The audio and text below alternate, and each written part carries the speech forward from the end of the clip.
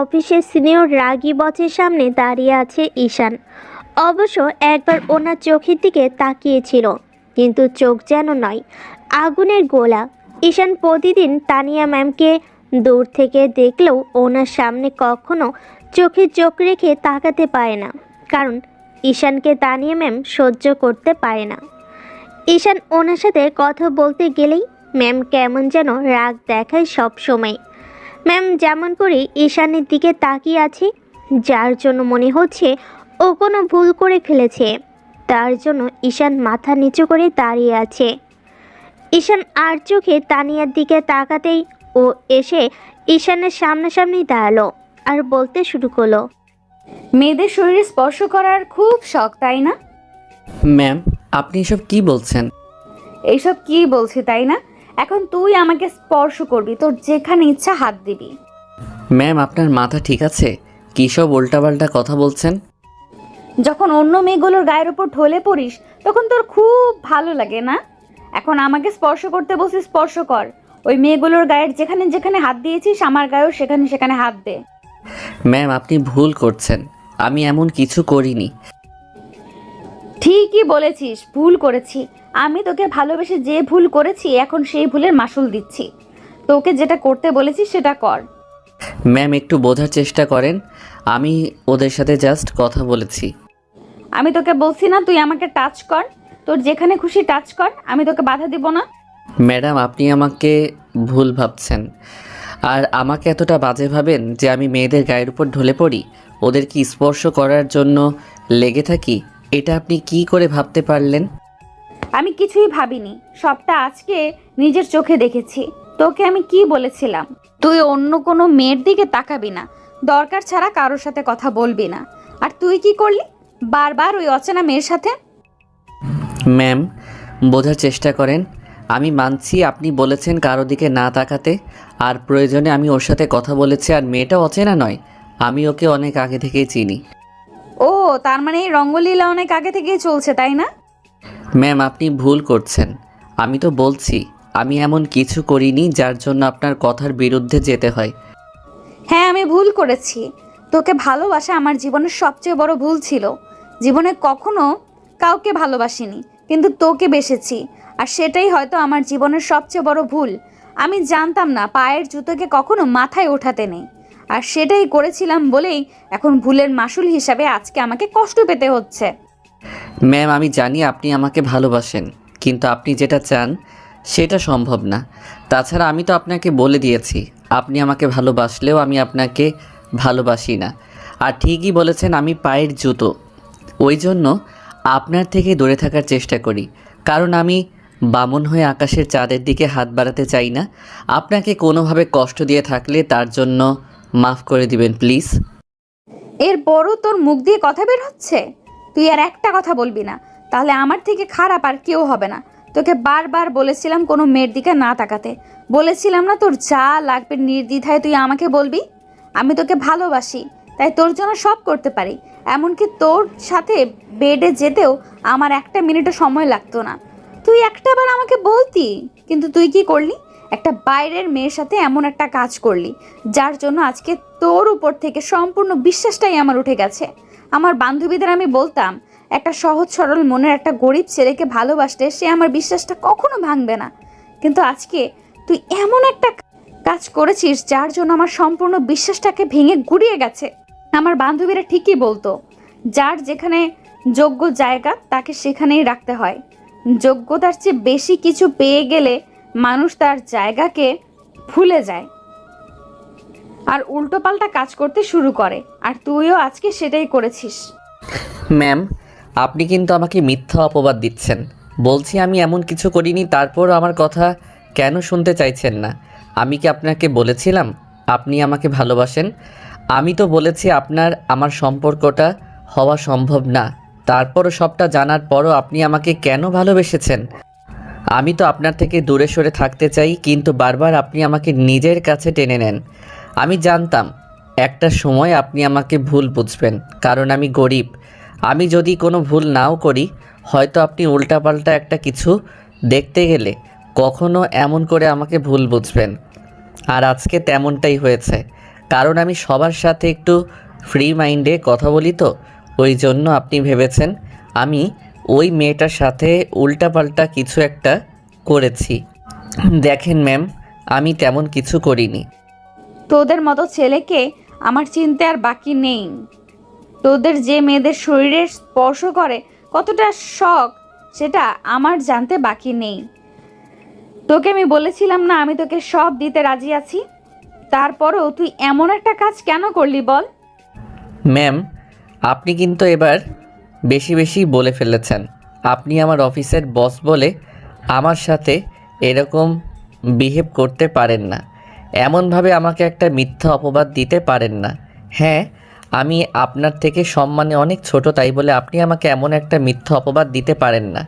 তোর মুখ দিয়ে আবারও কথা বের হচ্ছে? তোকে ভালোবাসাটা আমার জীবনের সবচেয়ে বড় ভুল ছিল। ছোট লোক কোথাকার, এত বড় একটা অন্যায় করে বলছিস তুই কিছু করিসনি? আসলে তোকে সহজ সরল দেখতে মনে হলেও তোর মনের ভেতর যে এত বাজে একটা চিন্তাধারা আছে সেটা আমি ভাবতেও পারিনি। ঈশান কথাটা বলে শেষ করার আগেই তানিয়া ওকে কষে একটা থাপ্পড় মেরে দিল।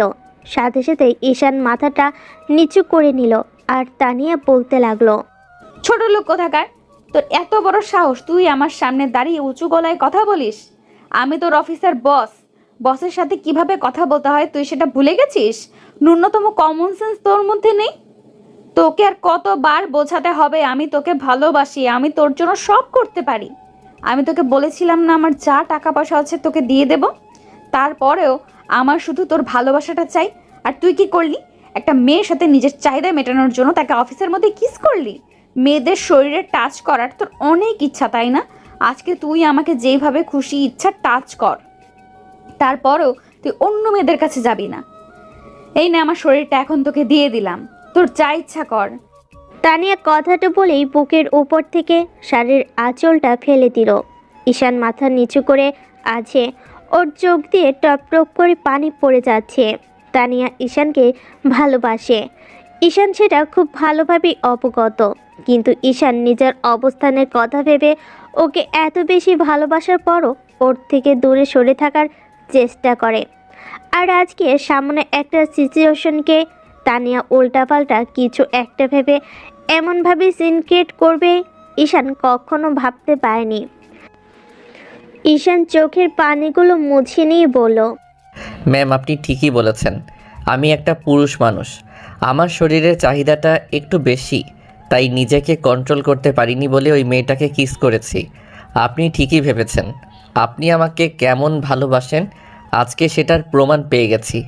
আমি জানতাম আপনি যেভাবে আমাকে সন্দেহ করেন, সব সময় ভয় থাকেন আর চোখে চোখে রাখেন আমি উল্টাপাল্টা কিছু করতে পারি, তাতে যে কোনো সময় এমন কিছু হতে পারে। আর আজকে সামান্য একটা বিষয়টাকে আপনি এতদূর গড়িয়ে দিলেন, আমার ভাবতে অবাক লাগছে। আপনি কি না বলেন আমাকে ভালোবাসেন, আর সে আপনি বারবার আমাকে এতটা নিচে নামাচ্ছেন। আমি নাকি শরীরের চাহিদা মেটানোর জন্য আপনাকে বললেই আপনি আমার সাথে বেডে যেতেন। আমার ভাবতেই ঘৃণা লাগছে যে আমি ভেবেছিলাম আপনি আমাকে ভালোবাসেন। নিজের অবস্থানের কথা ভেবেই আপনার থেকে দূরে সরে থাকার চেষ্টা করছিলাম। আপনি আমাকে এতটা নিচে নামাবেন জানতে পারলে আমি আর আপনার সামনে আসতাম না। কিন্তু কি করব বলুন, অনেক গরিব তো, তাই একটা চাকরি যে আমার কাছে অনেক কিছু। কারণ চাকরির জন্যই আমি এখনও সবার সামনে সোজা হয়ে দাঁড়িয়ে আছি। না হলে বৃদ্ধ মা বাবাকে নিয়ে কবে যে রাস্তায় গিয়ে নামতে হতো জানা ছিল না। আপনি সেই প্রথম দিন থেকেই আমার উপর নজর রাখছেন। প্রথমে সন্দেহ করলেও একটা সময় অপমান করতে করতে এসে বলেছিলেন আপনি আমাকে ভালোবাসেন। তারপর বলতে আমি যেন অন্য কোনো মেয়ের সাথে কথা না বলি, তাদের দিকে না তাকাই। আমি সবটা মেনে নিয়েছিলাম। তারপর যখন ভাবতে শুরু করেছিলাম আপনি আমাকে ভালোবাসেন, তখনই আপনি সেটা প্রকাশ করেছিলেন। তারপর আমি আপনাকে একটু একটু করে নিয়ে ভাবতাম, কিন্তু ভালোবাসার মতো যোগ্যতা আমার নেই বলেই আপনার থেকে দূরে সরে থাকতাম। আর আজকে সামান্য একটা বিষয়টাকে আপনি এত বড় একটা পর্যায়ে নিয়ে দাঁড় করালেন, যার জন্য বাহবা দিতে হয় আপনার ভালোবাসাকে। ঠিকই বলেছেন, আমি একটা পুরুষ তো, আমার শরীরের উপর কন্ট্রোল থাকে না।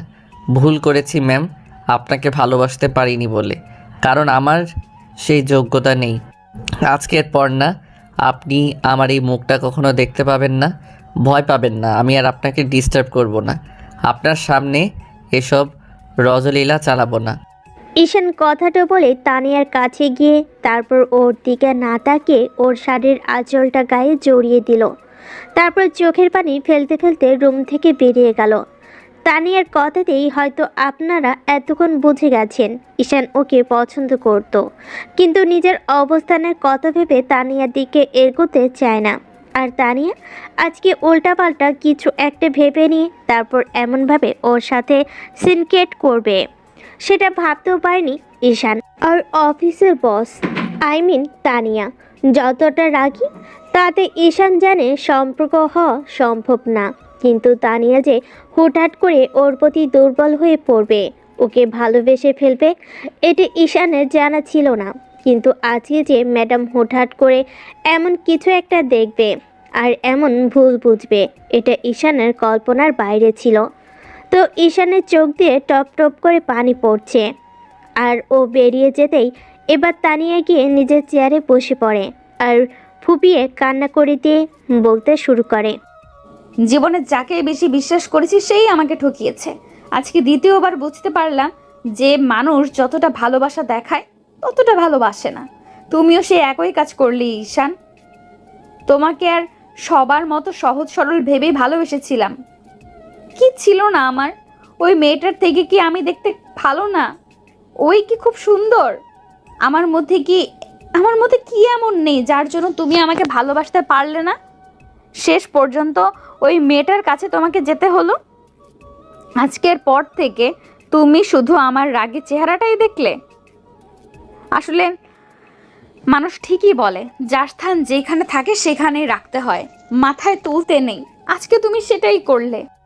অন্যদিকে ঈশান চোখের পানি ফেলতে ফেলতে তানিয়ার রুম থেকে বের হলো। এর মাঝে সেই মেয়েটা অর্থাৎ ঈশানের কলিগটার সাথে ওর দেখা হলো। কলিগ ওর চোখে পানি দেখেই বলতে লাগলো, ঈশান, কি হয়েছে তোমার? তুমি কান্না করছো কেন? ম্যামকে দেখলাম, উনি অনেক রেগে আছে। নিশ্চয়ই কিছু একটা হয়েছে, তাই না? না না, কিছুই হয়নি। চোখে কি যেন পড়েছে, ওই জন্য এমন হয়েছে। আমি সব জানি। ম্যাম তোমাকে ভালোবাসে, আর তখন আমাদের ওইভাবে দেখে হয়তো উল্টাপাল্টা কিছু একটা ভেবেছে। আমি ম্যামকে বোঝাচ্ছি, তুমি প্লিজ কান্নাকাটি করো না। না না, কাউকে কিছু বোঝাতে হবে না। প্লিজ তুমি এই বিষয়ে ম্যামকে কিছু বলতে যেও না। ওনাকে শত বললেও উনি আর এখন বিশ্বাস করবে না। আমিও চাই না যে আমাকে এত বেশি অবিশ্বাস করে তাকে এসব বিশ্বাস করাতে। ঈশান নিজের কেবিনের দিকে চলে গেল আর লামিয়া তানিয়ার কেবিনের সামনে এসে পড়ল। লামিয়ার কথাতে তানিয়ার চোখ জোড়া মুছে নিয়ে বলতে লাগলো, ও তুমি আসো। লামিয়া গিয়ে তানিয়া ম্যামের সামনে দাঁড়ালো। খেয়াল করলো তানিয়া কান্না করে নিজের অবস্থা খারাপ করে ফেলেছে। তখনও বলতে লাগলো, ম্যাম, আসলে আমি আপনাকে ঈশান তোমাকে পাঠিয়েছে তাই না? ওর নামে সাফাই করতে বলেছে। দেখো, আমি জানি তোমাদের মাঝে কি সম্পর্ক, আর তোমরা তখন কি করছিলে সেটা আমি জানি। আমাকে এই বিষয়ে কিছু বোঝাতে এসো না। ম্যাম, আপনি ভুল বুঝছেন। প্লিজ আমার কথাটা শুনুন। আমি কোনো ভুল বুঝছি না, আর আমি তোমার কাছ থেকে কোনো সাফাই শুনতে চাই না। তুমি এক্ষুনি এখান থেকে বেরিয়ে যাও, আর ওর বিষয়ে আমাকে কিচ্ছু কখনো বলতে আসবে না। ও কেমন আজকে আমার সেটা জানা হয়ে গেছে। ওর কাজই হচ্ছে মেয়েদের পেছনে ঘোরা আর তাদের সাথে এরকম ফষ্টি নষ্টি করে বেড়ানো।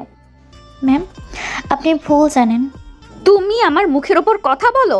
আমি কিন্তু অফিসের বস, সেটাকে তুমি ভুলে যাচ্ছ? ম্যাম, আপনার উপর দিয়ে কথা বলার জন্য সরি, তবে একটা কথা কি জানেন তো, আপনি আজকে থেকে ভুল বুঝে এইভাবে কষ্ট দিলেন না, সেই মানুষটা আপনাকে খুব বেশিই ভালোবাসতো। আপনি সেটা বোঝার চেষ্টাও করলেন না, আর আজকে সামান্য একটা বিষয়কে আপনি এত গভীর করে ফেললেন। দেখো, এই বিষয়ে আমি কিছু বলতে চাচ্ছি না, তাই তোমার আমাকে কোনো সাফাই করতে হবে না ওর বিষয়ে। ওর মতো একটা দুশ্চরিত্র লম্পটের বিরুদ্ধে কোনো কথা আমি শুনতে চাই না। তুমি এক্ষুনি এখান থেকে চলে যাও। হ্যাঁ ম্যাডাম, এটা আপনার অফিস, আর আপনি যা বলবেন আমাকে তাই শুনতে হবে। আমি চলে যাচ্ছি, কিন্তু একটা কথা কি জানেন তো, আপন মানুষগুলোর কাছে থাকতে না মানুষটাকে মূল্য দিতে জানে না।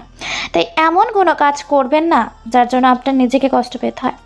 পরে সত্যতা জানতে পারলে কিন্তু অনেক বেশি পস্তাতে হবে আপনাকে। লামিয়া কথাগুলো বলে বেরিয়ে গেল। তানিয়া বুঝতে পারলো না লামিয়া ওকে কি বোঝাতে চাইল। অন্যদিকে লামিয়া ঈশানের কেবিনের সামনে আসতেই দেখলো ওর চোখ দিয়ে এখনো পানি পড়ছে। তখন লামিয়া এসে ওর কেবিনের সামনে দাঁড়িয়ে বলতে লাগলো, আর কত নিজেকে এভাবে কষ্ট দিবে? একবার তো বলতে পারতে ম্যামকে। আমি বলতে গেলাম, তাও ম্যাম আমার কোনো কথা শুনলো না, শুধু শুধু তখন আমাদেরকে দেখে উল্টোপাল্টা কিছু একটা ভেবে নিল। লামিয়া ফ্যাল করে ঈশানের মুখের দিকে তাকিয়ে রইল। তখনও একটু হাসার চেষ্টা করে বলল, কি হলো, যাও। তোমাকে যত দেখি তত বেশি অবাক হয়ে, জানো। আর ম্যাম আজকে যে এই ফুলটা করলো, এর জন্য ওনাকে পস্তাতে হবে। উনি অনেক কষ্ট পাবে, দেখো। প্লিজ ওরকম কোনো কথা বলো না। উনি বুঝতে পারেননি, কিন্তু ঠিক একটা সময় বুঝতে পারবে। আর আমি চাই না উনি এই ভুলটার মধ্য থেকে বেরিয়ে আসুক। তাতে উনি হয়তো আমাদের মাঝে অন্য কিছু সৃষ্টি করতে চাইবে। আমি চাই না তেমন কিছু হোক। লামিয়া একটা দীর্ঘশ্বাস ফেলে চলে গেল। আর ঈশান ভাবল যে কদিন এই অফিসে থাকতে পারবে, মনোযোগ দিয়ে কাজ করবে। আর তানিয়া ম্যাম ওর সাথে কথা বলার চেষ্টা করলেও ঈশান কথার কোনো জবাব দিবে না, মুখ বুজে সবটা সহ্য করে নিবে।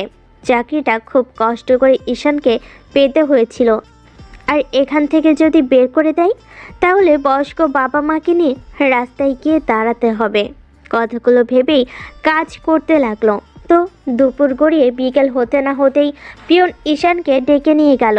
তারপর আবারও ম্যামের কেবিনের সামনে গিয়ে বলল, কামিং ম্যাম। হ্যাঁ আসো। ঈশান গিয়ে তানিয়ার সামনে দাঁড়ালো। তানিয়া রাগি রাগি চোখে ঈশানের দিকে তাকালেও ও চোখ নামিয়ে নেয়। ম্যাম কিছু বলবেন? আসলেই তোর লজ্জা নেই, তাই না? তানিয়া ম্যামের কথা শুনে ঈশান চুপচাপ রইল। বুঝতে পারলো না এখন আবার কি অন্যায় করে ফেললো। তুই কি ভাবিস আমি কিছু জানি না? এখান থেকে যাওয়ার পর তোর লাইলির সাথে গিয়ে প্রেম আলাপ করছিলি, সেটা আমি খুব ভালো করে জানি। খুব হাসি পাচ্ছিল না আমার সামনে এরকম নাটক করে? তুই কি ভাবিস আমি কিছু দেখতে পাবো না?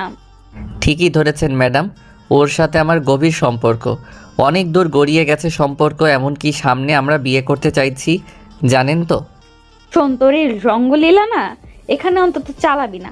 বাইরে গিয়ে যেখানে খুশি কর, তারপরও এখানে করতে আসবি না। যদি করিস তাহলে আমার থেকে খারাপ আর কেউ হবে না। সরি ম্যাম, আপনি যেটা ভাবছেন। হ্যাঁ হ্যাঁ, আমি তো সবসময় ভুল ভাবি, কারণ আমি তো একটা ভুলের উপর আছি, তাই না? তোর মতো লম্পট দুশ্চরিত্রের মতো ভাবি না যে সব সময় মেয়েদের পেছনে পড়ে থাকতে হবে। কার শরীরে টাচ করতে পারলাম, কার গায়ে হাত দিতে পারি, এইটা নিয়ে চিন্তা ভাবনা করতে হবে। আমি তো তেমনটা ভাবি না, কারণ তোর মতো চিন্তা ভাবনা নিয়ে আমি চলি না। ঠিকই বলেছেন ম্যাম, আসলে ছেলে মানুষ তো নিজেকে কন্ট্রোল করতে পারি না, তাই নানা বাহানায় মেয়েদেরকে ছোঁয়ার ধান্দায় থাকি। আর আপনার ভয় করে না? আপনি আমাকে এভাবে একা রুমে ডেকে এনে কথা বলছেন, যদি আপনার কোনো ক্ষতি করে দেই? তোকে বলছি না আমার মুখে মুখে তর্ক করবি না। তোকে কি অফিস থেকে বের করে দিতে হবে? তাহলে সেটা বল। তোর কথাতেই আমি বুঝতে পারছি তোর এখানে কাজ করার ইচ্ছে নেই, তাই না? তুই কি ভেবেছিস এইখান থেকে কি অন্য কোথাও চাকরিতে ঢুকে পড়বি? আমি তো সেই অবস্থা রাখবো না। তুই আমাকে চিনিস না, এইখান থেকে তোকে বের করে দিলে তোকে শেষ পর্যন্ত ভিক্ষা করে খেতে হবে। আমি তো এমন অবস্থা করতে পারি। আমি জানি ম্যাডাম, আপনি বড়লোক মানুষ, আপনার অনেক ক্ষমতা। আমার মতো সাধারণ মানুষ কি আপনার সাথে পেরে উঠবে বলেন? আমি চাই না চাকরিটা হারাতে। আপনি বলেন আমাকে কি করতে হবে? আমি ভুল করেছি, আপনার কথার জবাবগুলো দিয়ে। এমনটা আর কখনো হবে না। মনে থাকে জানো কথাটা। আর শোন, এরপর যদি দেখি অফিসের মধ্যে এইসব রঙ্গলীলা চলছে, তাহলে আমার থেকে খারাপ আর কেউ হবে না। ঈশান মাথাটা নিচু করে রইল। তানিয়া আরও কিছুক্ষণ ওকে বকাঝকা করে তারপর এক গদ্য ফাইল ধরিয়ে দিয়ে বলতে লাগলো, আজকের মধ্যে এই ফাইলগুলো কমপ্লিট করবি, আর যদি না হয় তাহলে বাসায় যেতে পারবি না। ঈশান খেয়াল করে দেখলো 5টা ফাইল আছে, আর যে সময় আছে তাদের সর্বোচ্চ 1টা কি 2টা ফাইল কমপ্লিট করা যাবে, তাও অফিস টাইম পার হয়ে যাবে। এত কাজ দেখে ঈশান বলতে লাগলো, ম্যাম কিন্তু এই কাজগুলো করতে তো প্রায় 1.5 দিন সময় লাগবে, আর আপনি আমাকে। Just shut up. তোমাকে বলছি না আমার মুখের উপর তর্ক করবে না। তোমার সাহস কি করে হয় তুমি তারপরেও এরকম কথা বলতে শুরু করো? কিন্তু ম্যাম, এখন তো আর মাত্র 1.5 ঘন্টা সময় বাকি আছে অফিস টাইম। এর মধ্যে এতগুলো ফাইল কমপ্লিট করা সম্ভব না। আপনি আমাকে একদিন সময় দিন, আমি কথা দিচ্ছি সবগুলো ফাইল কমপ্লিট করে দিব। তার বেশি মরার পাকনা গজিয়েছে না? এই অফিস থেকে তোকে বের করতে হবে।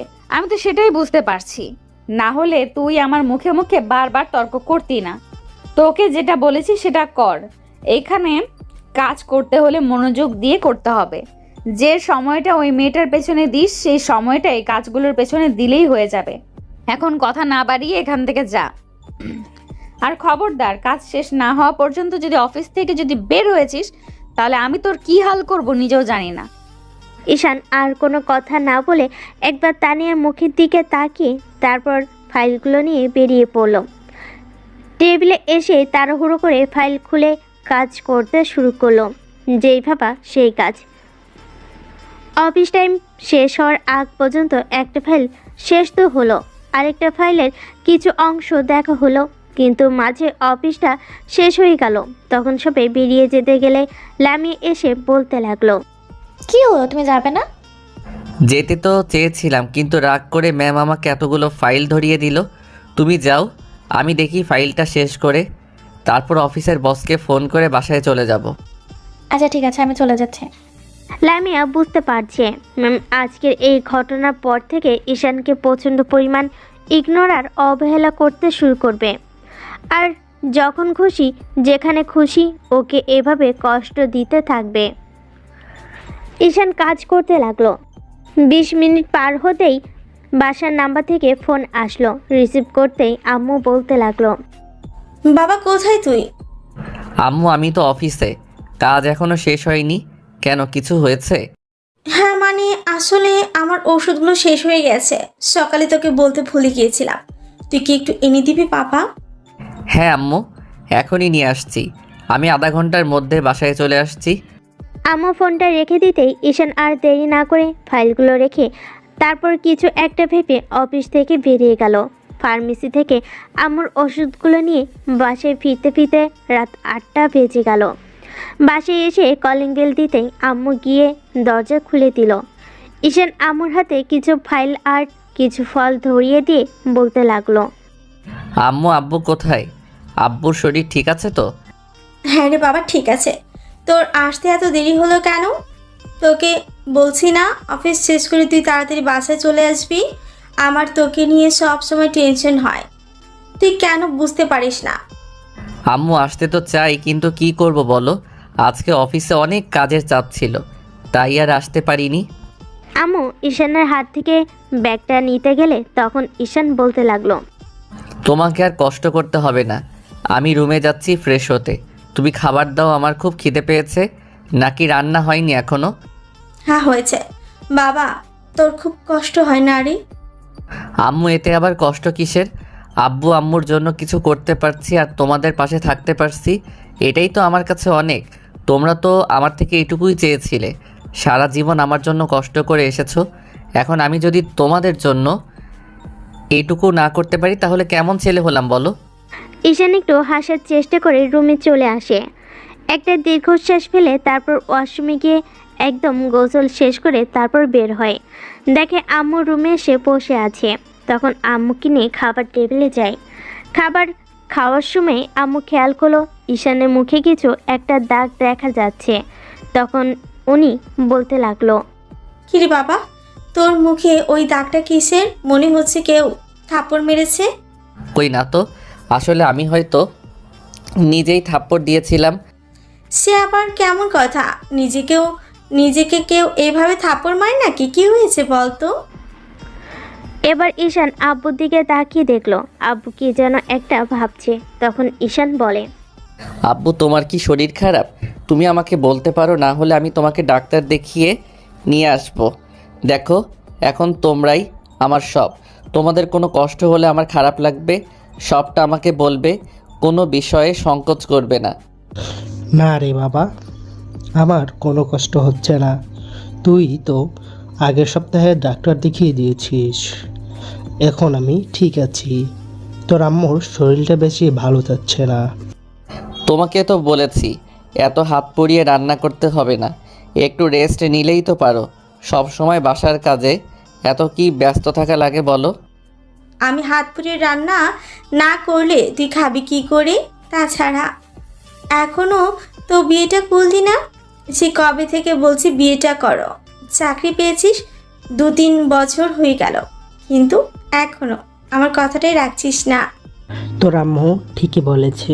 আমিও ভাবছিলাম তুই বাসায় আসলে আজকে এই কথাগুলো বলবো। তুই আমাদের কোনো কথাই রাখতে চাস না। কাজের ব্যস্ততা দেখিয়ে, বাহানা দেখিয়ে দূরে সরে থাকতে চাস। বলছি কি, বিয়ে কর বাবা। এখন তোর আম্মুর শরীরটা বেশি ভালো যাচ্ছে না। আব্বু, তোমাদের বলছি না এসব কথা কখনো বলবে না, তোমাদের কিছু হবে না। 1000 বছর আয়ু তোমাদের। এসব কথা কখনো বলবে না। আর আমাকে এত তাড়াতাড়ি বিয়ে করতে হবে কেন? তাহলে আর কি, আমাকে ওই হাত পুড়িয়ে রান্না করতে হবে? তাহলে বারণ করিস কেন? একদম আর বারণ করতে পারবি না। যতদিন তুই বিয়ে না করবি ততদিন কাজগুলো আমাকেই করতে হবে। তাই আর ভুলেও আমাকে বারণ করবি না। এখন কথা না বলে চুপচাপ খা। আমার কথাতে ঈশান কোনো জবাব দিতে পারল না। খাওয়া দাওয়া শেষ করে রুমে আসলো। ঘুমাতে ইচ্ছে হলো, কারণ শরীরটা অনেকটাই ক্লান্ত। সারাদিন কাজের উপর দিয়ে যেতে হয়েছে, তার উপর ম্যামের একগাদা কথা শুনতে হয়েছে। সব মিলিয়ে শরীর মন কোনোটাই যেন আর সায় দিচ্ছে না। তারপরও ভাবলো ঘুমালে চলবে না, তাই সারা রাত জেগে রইল আর কাজ করতে লাগলো। ভোর রাতের দিকে একটু চোখটা লেগে আসলে তখন ঘুমিয়ে পড়লো। তারপর আম্মুর ডাকে ঘুম ভাঙতেই উঠে দেখলো অফিসে একটু লেট হয়ে যাচ্ছে, তাই তাড়াহুড়ো করে কোনো রকমে ফ্রেশ হয়ে না খেয়ে বেরিয়ে গেল। আম্মু বলল, কি রে বাবা, খাবি না? তুই এইভাবে বেরিয়ে যাচ্ছিস যে? আম্মু, এখন খেতে গেলে সর্বনাশ হয়ে যাবে। আমি ক্যান্টিন থেকে কিছু খেয়ে নিব, তোমরা খেয়ে নাও। আমি জানি তোমরা আমার জন্য অপেক্ষা করে বসে আছো। আর দেখো, তুমি বেশি টেনশন করো না আমার জন্য। আমি ঠিক সময় বাসায় ফিরে আসব।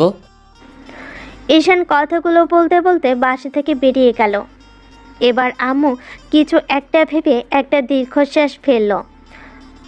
অফিসে পৌঁছাতে পৌঁছাতে 10 মিনিট লেট হয়ে গেল। কেবিনে গিয়ে বসতেই পিয়ন এসে বলতে লাগলো, বাবা, তোমাকে ম্যাডাম ডেকেছে। আচ্ছা চাচা, তুমি যাও, আমি আসতেছি। ম্যাডাম এক্ষুনি যেতে বললো, না গেলে রাগ করবে। ঈশান দীর্ঘ নিঃশ্বাস ফেলে ব্যাগটা রেখে তারপর আইডি কার্ডটা গলায় ঝুলিয়ে দিয়ে তানিয়া ম্যাডামের রুমের সামনে গিয়ে বলল, মে আই কামিং ম্যান? হ্যাঁ আসো, এসে আমাকে উদ্ধার করো। ম্যামের কথাতে ঈশান বুঝে গেল আজকে কপালে কষ্ট আছে, তাই গিয়ে ম্যাডামের সামনে দাঁড়ালো আর বলতে লাগলো, ম্যাম বলুন। এখন কয়টা বাজে? 9টা 15 মিনিট। আমি সেটা জানি। এই 15 মিনিট তুমি কোথায় ছিলে? ম্যাম, ঘুম থেকে উঠতে একটু লেট হয়ে গেছিল। Just shut up. তোমাকে আমি জিজ্ঞেস করিনি তুমি ঘুমিয়েছিলে নাকি অন্য কিছু করছিলে। তোমাকে আমি বলেছি না আমার মুখের ওপর কথা বলবে না। একে তো লেট করে আসছো, তার উপর কালকে যে কাজগুলো দিয়েছিলাম সেগুলো কমপ্লিট না করে অফিস থেকে বেরিয়ে গিয়েছো। আসলে ম্যাম, আবারও আমার মুখের ওপর কথা বলো। তোমার সাহস কি করে হয় অফিস থেকে বেরিয়ে যাওয়ার? তোমাকে বলেছিলাম তুমি কাজগুলো শেষ না হওয়া পর্যন্ত অফিস থেকে এক পাও নড়বে না। তোমার মনে হয় এই অফিসে কাজ করার ইচ্ছে নেই, তাই না? আমি আজকেই আব্বুকে সবটা বলবো। আমি বুঝতে পারছি তোমার খুব পাকনা গজিয়েছে, তাই না? আমার মুখের উপর তর্ক করো, তার উপর আমি কাজ দিয়েছি সেগুলো করনি। আসলে তোমার লজ্জা শরম বলতে কিছুই নেই। লম্পট দুশ্চরিত্র ছেলে কোথাকার। বাইরে গিয়ে অন্য মেয়েগুলোর সাথে লটর পটর করতে পেরেছো, আর এখন কাজগুলো করতে তোমার খুব কষ্ট হয়েছে, তাই না? ম্যাম, আমি কোথাও যাইনি, আমি বাসায়। ঈশান কথাটা শেষ করার আগেই তানিয়া ম্যাম ঠাস করে একটা থাপ্পড় মেরে দিল। ঈশান জানে এটা ম্যাম ইচ্ছে করেই করেছে, ওর উপর রাগ করে। কালকের ওই বিষয়টা নিয়ে ম্যাম প্রচণ্ড পরিমাণে রেগে আছে। তানিয়া এতটা রাগী ছিল না, কিন্তু কালকে বিষয়টা হওয়ার পর থেকেই বারবার ওর উপর রাগ দেখাচ্ছে। ঈশান কিছু বলে ওঠার আগেই তানিয়া ওর শার্টের কলার ধরে খুব শক্ত কণ্ঠে বলতে লাগলো। আমার মুখের উপর দিয়ে তুই আর কথা বলবি না। তোকে বলছি না, এরপর আর একটা কথা যদি তোর মুখ দিয়ে বের হয় না, লাথি মেরে এই অফিস থেকে বের করে দিব। তোকে বলছি তুই কথা বলবি না। আমি যখন কথা বলি তার মধ্যে বাধা দিবি না। তুই তারপরও সেটাই করিস। তোকে অফিসের কাজ করে যেতে বলেছি, আর তুই কেনা শেষ পর্যন্ত আমার কথা অমান্য করে চলে গেছিস। এখন তোর কাজগুলো কে করবে? তোর বাবা। ম্যামের কথাতে ঈশানের মাথাটা গরম হয়ে গেল। তারপর তানিয়াকে থাপ্পড় মারার জন্য হাত উঠাতে গিয়েও উঠালো না। না হলে আজকে বুঝিয়ে দিত যে এরকম একটা কথা বলার ফল কি হতে পারে।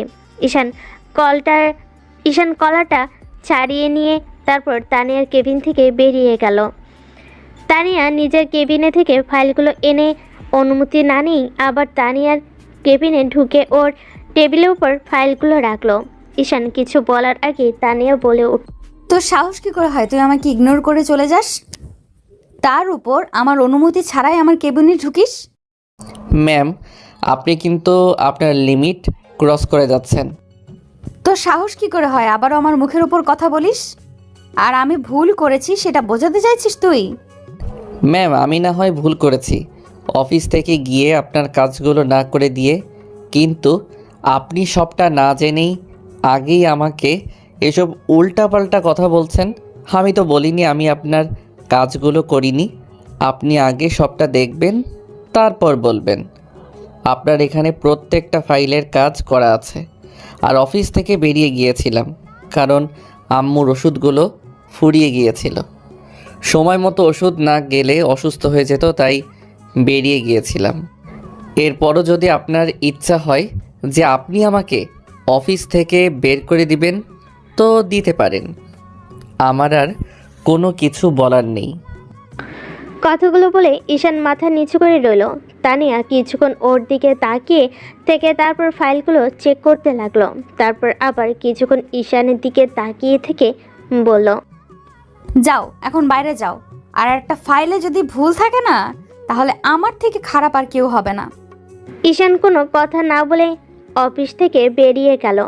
তারপর কেবিনে গিয়ে চেয়ারটায় বসে একটা দীর্ঘশ্বাস ফেল। এর মাঝে লামিয়ে আসতে তখন ঈশান সিসিটিভির দিকে একবার তাকিয়ে একটা মুচকি হাসি দিয়ে বলল, যতবার তুমি আমার কাছে আসবে ম্যাম, ততবার ভাববে আমি তোমার সাথে প্রেম করছি। আচ্ছা ঠিক আছে, আমি চলে যাচ্ছি। লামিয়া চলে যেতে ঈশান কাজ করতে লাগলো। দুপুর টাইমে তানিয়া খেয়াল করলো লামিয়া বারবার ঈশানের কেবিনের দিকে ঘোরাঘুরি করছে। এমন কিছু দেখে তানিয়া প্রচণ্ড পরিমাণে রেগে গেল আর সাথে সাথে ঈশানকে ফোন দিল। তারপর ঈশানও ম্যামের কেবিনে গিয়ে মাথাটা নিচু করে দাঁড়ালো। তখন তানিয়া বলতে লাগলো, এত ভদ্রতা শিখলে কোথা থেকে? ম্যাম, আব্বু আম্মু শিখিয়েছিল সিনিয়র কারো কাছে আসলে অনুমতি নিয়ে আসতে হয়, তাই অনুমতি নিয়ে ঢুকলাম। এতেও কি দোষ হয়ে গেছে? এত বেশি কথা বলো কেন? হ্যাঁ, সরি ম্যাম। ওই দিনের পর তানিয়া যতবারই দেখে লামিয়া ওর সাথে কথা বলছে ততবারই ওর রাগটা যেন বেড়ে যায়। লামিয়া ভাবলো ঈশানকে আরেকটু শাস্তি দেওয়া যাক, তাই বেশ কিছুক্ষণ ওর দিকে তাকিয়ে রইল। ঈশানের বেশ অস্বস্তি লাগছিল তানিয়ার এরকম চাহনিতে, তাই বলতে লাগলো, ম্যাম, যদি কোনো কাজ করার থাকে তাহলে বলেন, আমি করে দিচ্ছি। তাও প্লিজ এভাবে আমার দিকে তাকিয়ে থাকবেন না, আমার অস্বস্তি লাগছে। তোমার সাহস হয় কি করে আমার সামনে এমন কথা বলার? তোমাকে বলেছি না আমি যা করতে বলবো তুমি সেটাই করবে। আর বলবো না ম্যাম। তানিয়া ভাবছিল ঈশানকে কি করে শাস্তি দেওয়া যায়। এর মাঝে ওর ফোনটা বেজে উঠল। তারপর ফোনটা রিসিভ করে কথা বলতে লাগলো। তানিয়া ম্যামের কথাতে ঈশান বুঝতে পারলো একটু পর হয়তো একটা মিটিংয়ে অ্যাটেন্ড করতে হবে। তানিয়া ফোনটা কেটে দিয়ে বলতে লাগলো, শোনো, একটু পর একটা মিটিং অ্যাটেন্ড করতে হবে। এখনই সব ফাইল রেডি করো আর সবাইকে তৈরি হতে বলো। দুপুরের লাঞ্চটা করেই আমরা বেরোবো। ম্যাম, কে কে যাবে? কে কে যাবে? তোর লামিয়া, আমি, তুই আর ম্যানেজার। ম্যাম, লামিয়া আবার আমার হলো কবে থেকে? কেন? ওর সাথে তো লটর পটর ঠিকই করতে পারিস। তার উপর যখন তখন কিস করিস, হাক করিস, ও তোকে আদর দেয়, তাহলে তোর হবে না কেন? ঈশান ম্যামের কথাই জবাব দিতে কেউ দিল না, চুপচাপ ওনার মুখের দিকে তাকিয়ে রইল।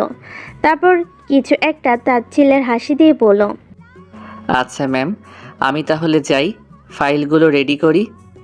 যা, কিন্তু বেশি দেরি হলে না তোকে একদম খুন করে ফেলবো।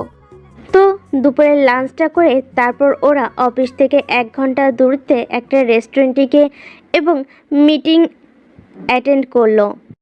সেখানে প্রায় 2 ঘন্টার মধ্যে ঈশান খেয়াল করেছে ম্যাম রাগের চোখে বারবার ওর দিকে তাকিয়েছিল, কারণ ঈশান যতবারই অফিসের মেয়ে কলিগগুলোর সাথে হেসে হেসে কথা বলছিল, তার জন্য তানিয়া আরও বেশি রেগে যাচ্ছিল।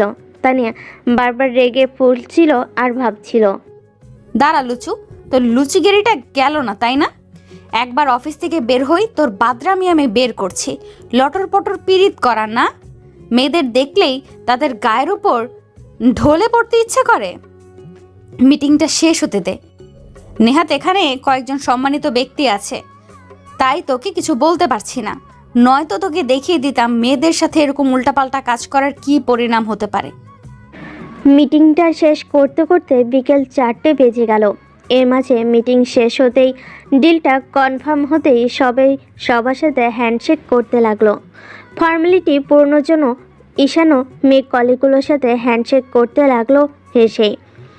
এমন কিছু দেখে তানিয়া যেন রেগে ফায়ার হয়ে গেল। ও এসব সহ্য করতে না পেরে তাড়াহুড়ো করে সেখান থেকে বেরিয়ে গেল। লামিয়া বুঝতে পারলো ম্যাম কিসের জন্য রেগে গেছে। তো ঈশান সব ফাইলগুলো গুছিয়ে নিয়ে তারপর রেস্টুরেন্টের বাইরে আসতেই দেখলো সবাই গাড়িতে উঠে গেছে।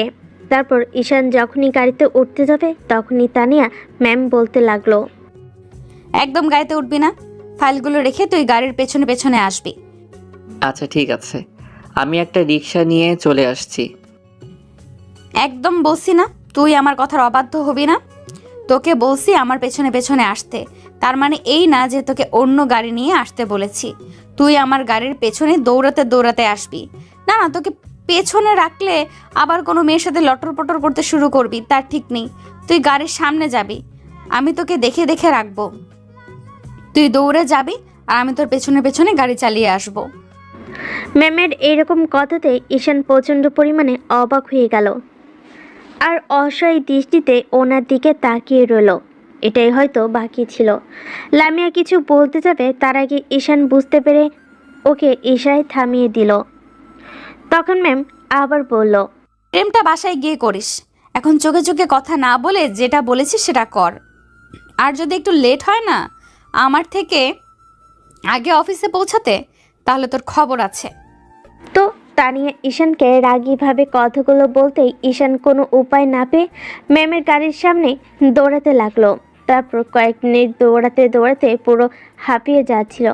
তারপর তানিয়া যখনই গাড়ির হর্ন বাজাচ্ছিল আর জানালার গ্লাস নামিয়ে কথাগুলো রাগী কণ্ঠে বলছিল, তখন ঈশানও কোনো উপায় না পেয়ে দৌড়াচ্ছিল।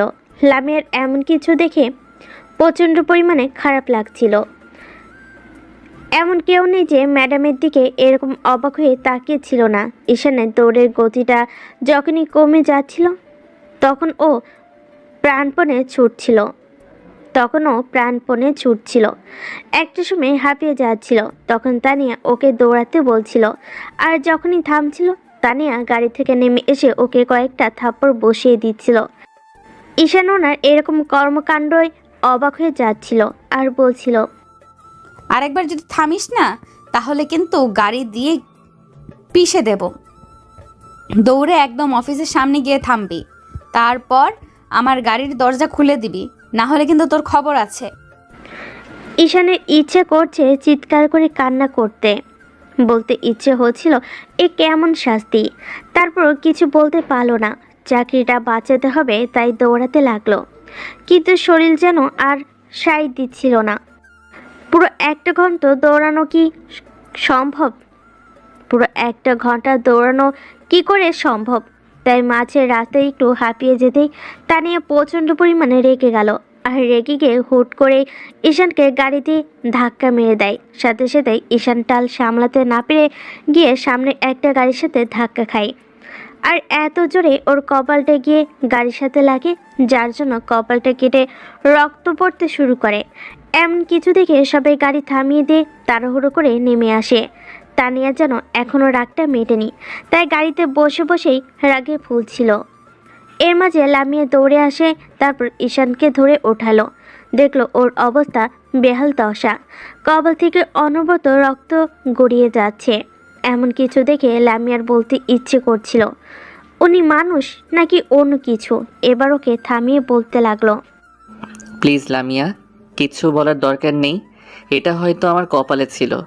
তুমি আমাকে একটু ধরে তোলো, আমি এমনিতেই ঠিক আছি।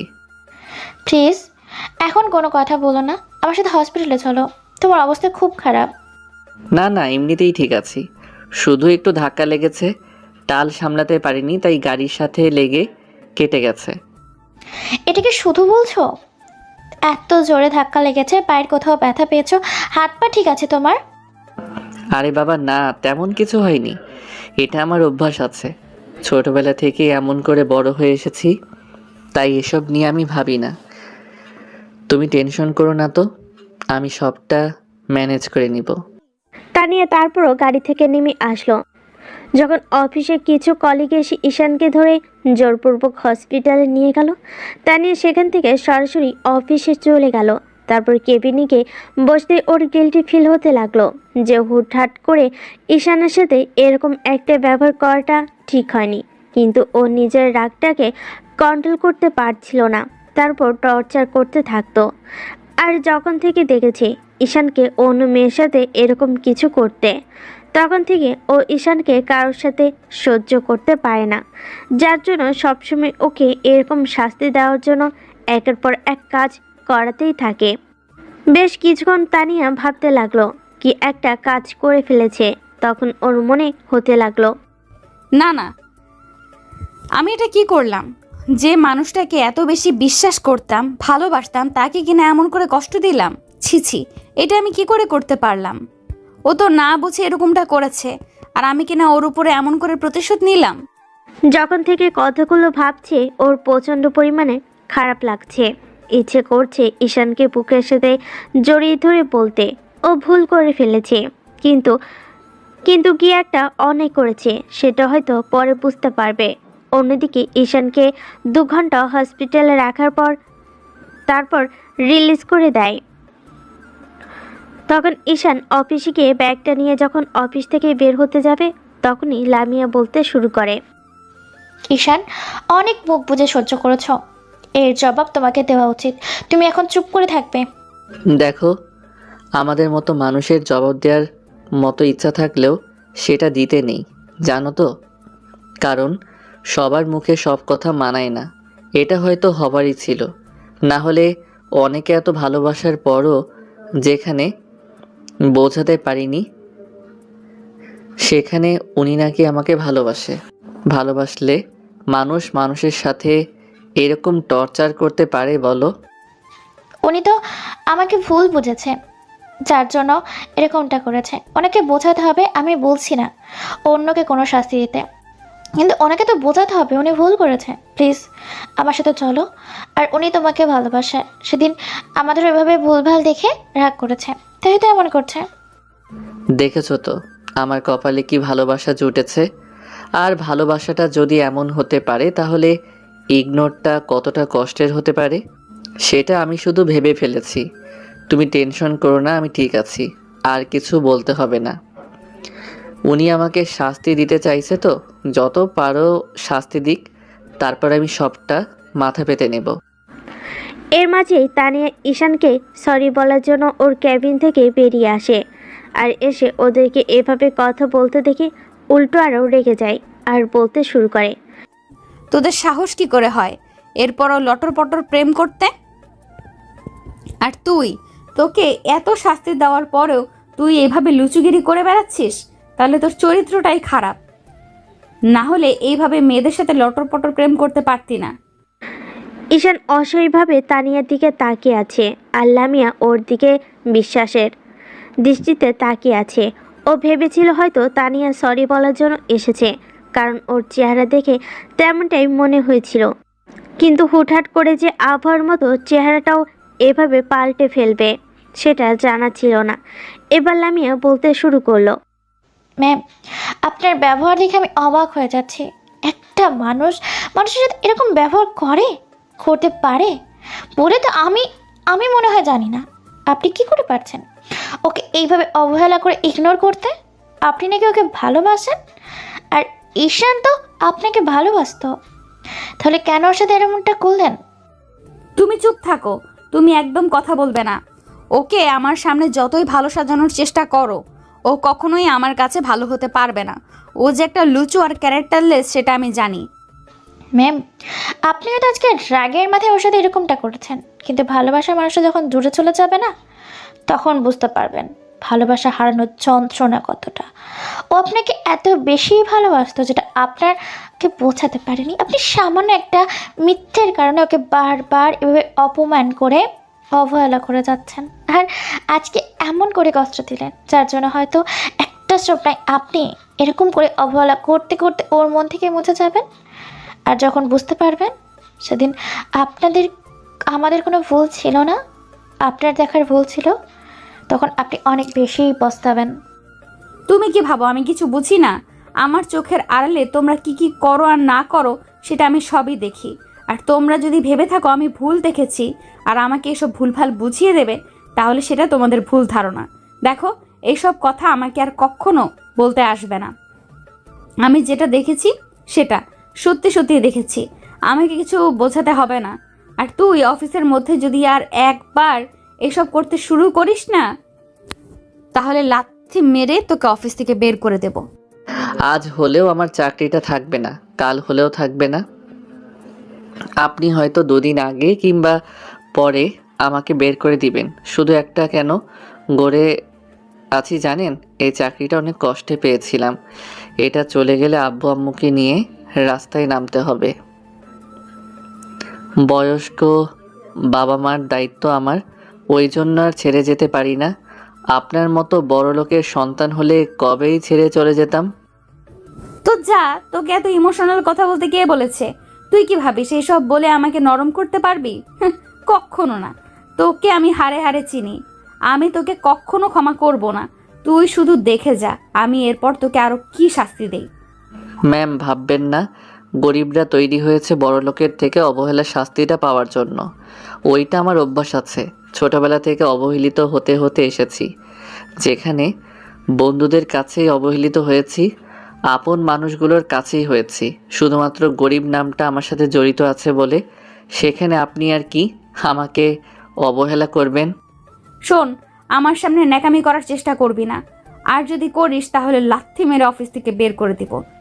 তুই আমাকে চিনিস না, তোকে আমি হাড়ে হাড়ে টের পাইয়ে দিব আমার সাথে পাঙ্গা নেওয়ার পরিণাম কি হতে পারে। লামিয়া কিছু বলতে গেলে ঈশান ওকে থামিয়ে দিয়ে তারপর অফিস থেকে বেরিয়ে গেল। তানি এসেছিল ঈশানের সাথে কথা বলতে, কিন্তু এর মাঝে আবার এমন কিছু দেখেই হুটহাট করে মাথায় রাগ উঠে গেল। তো ঈশান বাসায় যাওয়ার পর আম্মু ঈশানের কপালে ব্যান্ডেজ দেখে অনেক উত্তেজিত হয়েও যায় আর বলতে শুরু করে, এ কি, তোর কপাল কি হয়েছে বাবা? এত বড় ব্যান্ডেজ? আম্মু, তুমি উত্তেজিত হয়েও না তো, তেমন কিছু হয়নি, এই একটু লেগেছে আর কি। একটু লেগেছে? একটু লাগলে এত বড় ব্যান্ডেজ করতে হয়?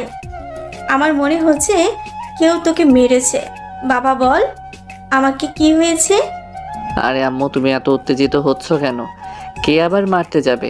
তুমিও না, এত ভয় পাও কেন সবসময় আমাকে নিয়ে? ঈশান কথাগুলো শেষ করতে পারল না।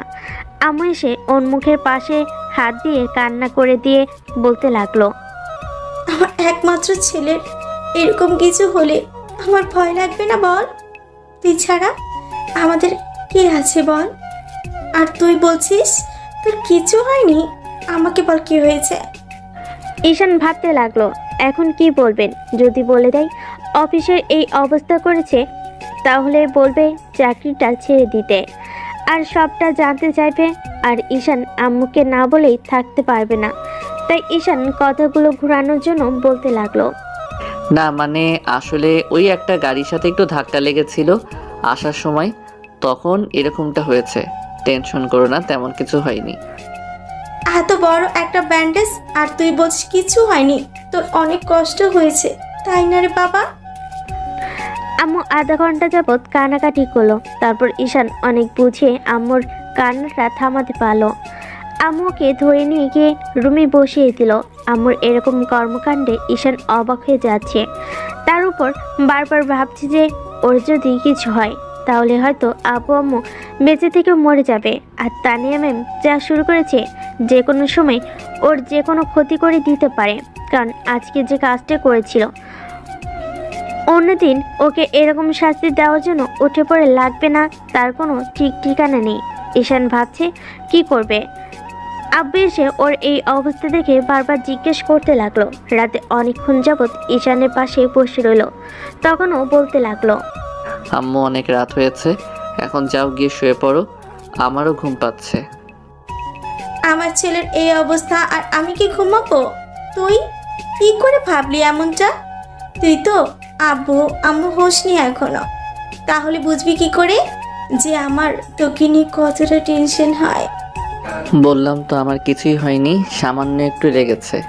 আর তার জন্য আজ 2-3টা ঘন্টা যাবৎ কান্না করে চলেছে। এখন যাও রুমে গিয়ে শুয়ে পড়ো, অনেক রাত হয়েছে, তোমার আবার শরীর খারাপ করবে। মাঝে মধ্যে এরকম একটু হওয়ার অভ্যাস তো আছে, তাছাড়া ছোটবেলায় কত কেটে ছিলে গেছে, তাতেই কিছু হলো না। আর এখন তো বড় হয়েছি। খুব বড় হয়ে গেছো তুমি, তাই না? আব্বু আম্মুর কাছে কখনো ছেলে মেয়ে বড় হয় না, তুমি সেটা জানো না? জানি আম্মু, এখন যাও গিয়ে শুয়ে পড়ো, আর যদি না যাও তাহলে কিন্তু আমি খুব কষ্ট পাবো। আম্মু যেতে চাইছিল না, তাই ঈশান এরকম একটা কথা বলল। তারপর আম্মুর সাথে আরও কিছুক্ষণ কথা বলে তারপর চলে গেল। ঈশান একটা দীর্ঘশ্বাস ফেলে ভাবতে লাগলো। ম্যাম যা শুরু করেছে তাতে মনে হয় না আমার এখানে চাকরিটা বেশি দিন করা হবে। তারপর উনি যে এমন করে আজকে গাড়ি দিয়ে ধাক্কা মারলো, যদি আল্লাহ না করুক গাড়িটা নিচে পড়তাম তাহলে আর দেখতে হতো না। আসলে বড়লোক মানুষ তো, তাই কাউকে কষ্ট দিতে দুবার ওভাবে না। হয়তো বড়ই হয়েছে ছোটবেলা থেকে এমন করে সবাইকে কষ্ট দিতে দিতে, তাই হয়তো আমার সাথে এমন করলো। যাই হোক, খুব সাবধানে থাকতে হবে। আর কি করব, উনি যতবার আমাকে লামিয়ার সাথে কথা বলতে দেখে ততবারই অনেক বেশি রেগে যায়। বোঝাতে পারলাম না যে আমরা সেদিন ওরকম কোনো কাজ করিনি। পরদিন সকালে ঈশানের ঘুম ভাঙছিল না দেখে ওর আম্মু এসে দেখলো রুমের দরজা খোলা। তারপরও এসে যখনই ঈশানকে ডাকতে যাবে তখনই ওর গায়ে ধাক্কা দিতেই বুঝতে পারলো গাটা জ্বরে পুড়ে যাচ্ছে। তখনই আম্মু অনেক উত্তেজিত হয়ে গেল আর বলতে শুরু করলো, এ কি বাবা, তোর গা তো জ্বরে পুড়ে যাচ্ছে, তুই একটা বার আমাকে বলিসনি কেন? হায় আল্লাহ, এ কি অবস্থা আমার ছেলের? আম্মুর চিৎকার চেঁচামেচিতে আব্বু তাড়াহুড়ো করে রুমে আসলো। দেখলো আম্মু কান্না জুড়ে দিয়েছে। তখন আব্বু বলতে লাগলো, কি হলো, তুমি এভাবে কান্নাকাটি করছো কেন? আর ঈশান, এই অবেলা শুয়ে আছিস, অফিসে যাবি না আজকে? রাখো তোমার অফিস, ছেলেটার শরীর খারাপ করছে, জ্বরে ওর গা পুড়ে যাচ্ছে, তুমি এক্ষুনি ডাক্তারকে ফোন করো। কি বলছো তুমি, এটা আগে বলবে না? আমি এইমাত্র দেখতে পেলাম, তাড়াতাড়ি ডক্টর ও ফোন করে আসতে বলো, আমার ছেলেটার কি একটা অবস্থা। আমার কথাতে আব্বু তাড়াহুড়ো করে ডক্টরকে ফোন করলো। তখন আধা ঘন্টার মধ্যে ডক্টর আসলো। তারপর ঈশানকে দেখে কিছু ওষুধ লিখে দিয়ে গেল। আব্বু গিয়ে ওষুধগুলো এনে দিল। এরই মাঝে আব্বু জলপটি দিতে দিতেই ঈশানের একটু হুঁশ ফিরে আসলো। আম্মু প্রচণ্ড পরিমাণে কান্নাকাটি করছে, ঠিক রাতের মতো করে। তো দুপুরের দিকে জ্বরটা কিছুটা কমলে ঈশান একটু আদশা হয়ে বসে রইল। আম্মু ওর পাশে থেকে সরছে না। ঈশান বুঝতে পারছে আম্মু ওকে দেখাশোনা করতে কষ্ট হয়। বয়স হয়েছে বারবার বলে ওকে বিয়ে করতে, কিন্তু ঈশানই বা কী করবে? কাকে বিয়ে করে নিজের লাইফে জড়াবে? এমনকি অনেক টেনশনের মধ্যে আছে।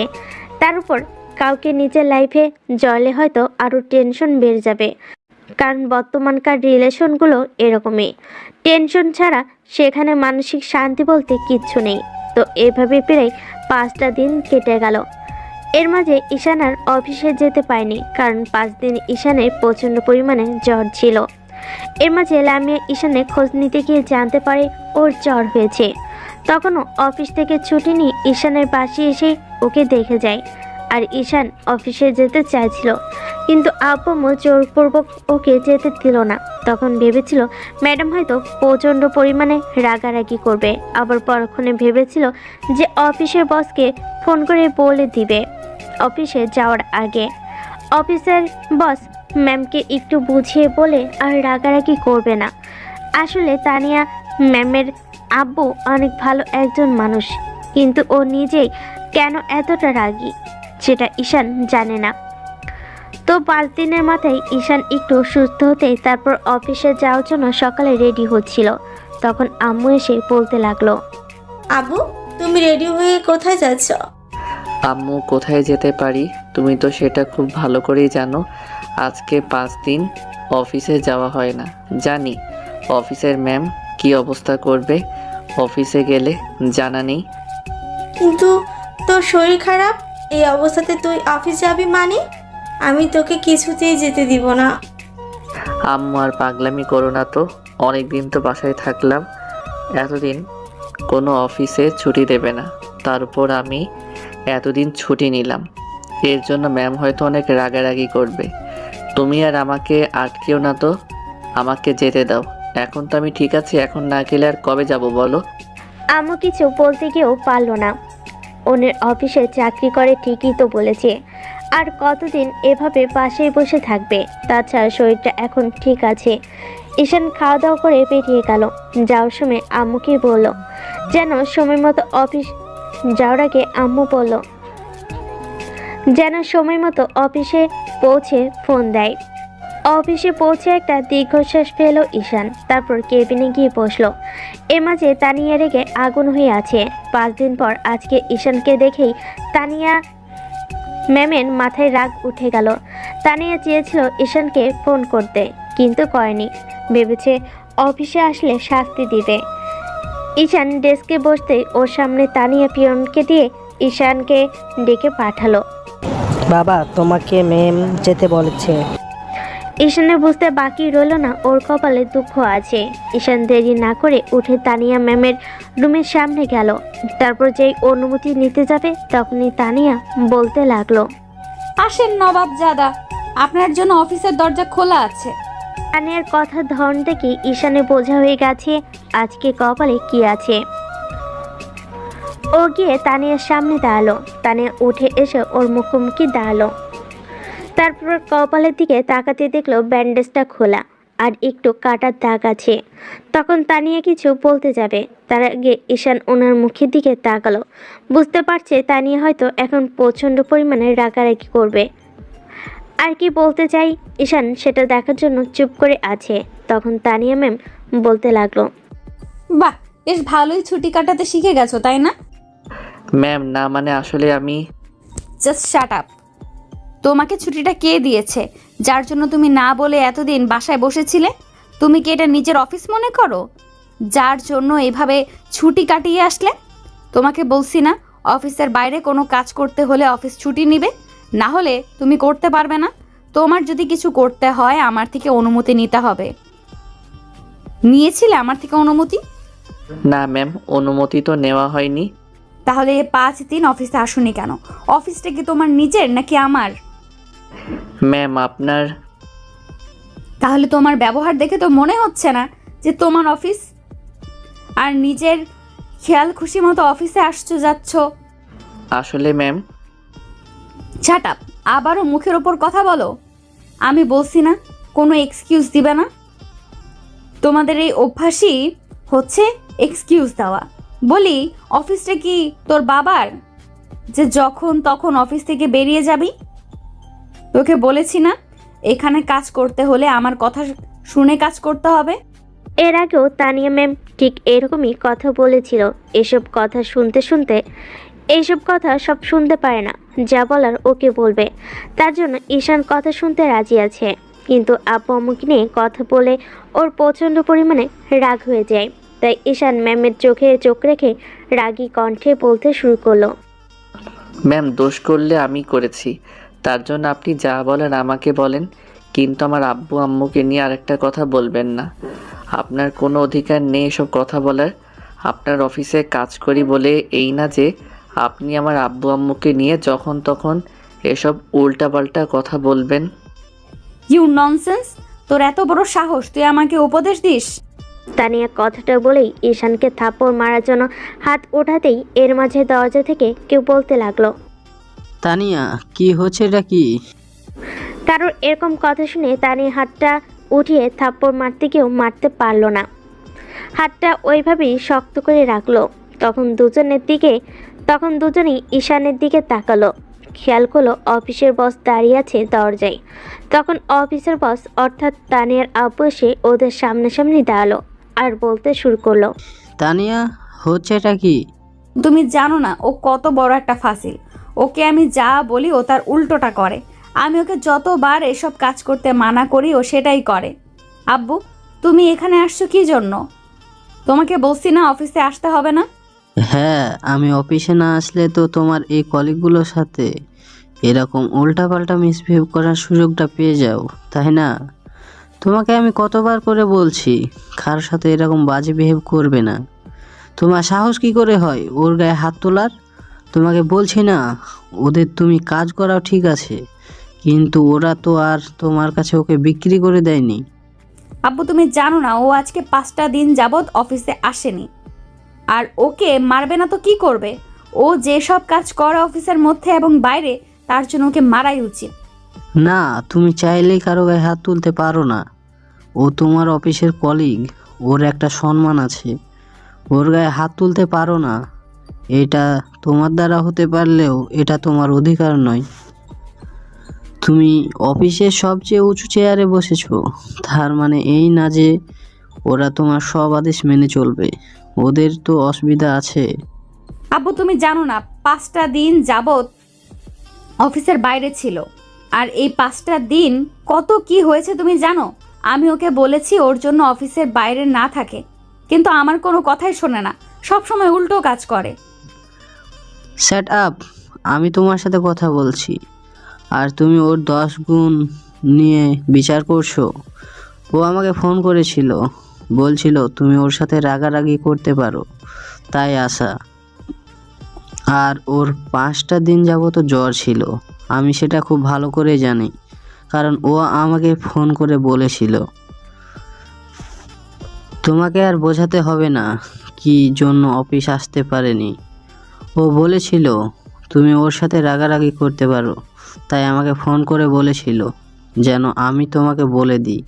কিন্তু এখানে আসার আগেই তুমি যে ওর সাথে এতটা বাজে ব্যবহার, সেটা আমি জানতাম না। আর আজকে এখানে না আসলে বুঝতেই পারতাম না যে আমি কার হাতে অফিসটাকে ছেড়ে দিয়ে গেছি, আর সে আমার আড়ালে আমার অফিসের কর্মীদের গুলোর সাথে কী রূপ ব্যবহার করে। বাবা, তুমি একটা বাইরের ছেলের জন্য আমার সাথে এইভাবে রাগারাগি করছো? ওর মতো একটা লম্পট দুশ্চরিত্রের জন্য আমার সাথে এরকম রুড ব্যবহার করছো? তানিয়ার আপু এবার প্রচণ্ড পরিমাণে রেগে গেল ওর এরকম ধরনের রুড বিহেভ দেখে। নিজের মেয়ের এরকম বাজে এ ধরনের কথা শুনে, মন্তব্য শুনে প্রচণ্ড পরিমাণে অবাক হয়ে যাচ্ছে। ছোটবেলা থেকে তানিয়া লাইফে মাথায় চড়ে বসেছে, তাই প্রচণ্ড পরিমাণে রেগে গিয়ে বসেবার মারার জন্য হাত উঠালো। তানিয়া, বস কথাটা বলে তানিয়াকে থাপ্পড় মারার জন্য হাত ওঠাতেই উভয়ে চোখ বন্ধ করে নিল। ঈশান সাথে সাথে বসের হাতটা ধরে ফেল। বস ঈশানের দিকে তাকাতেই ও বসের হাতটা ছেড়ে দিল।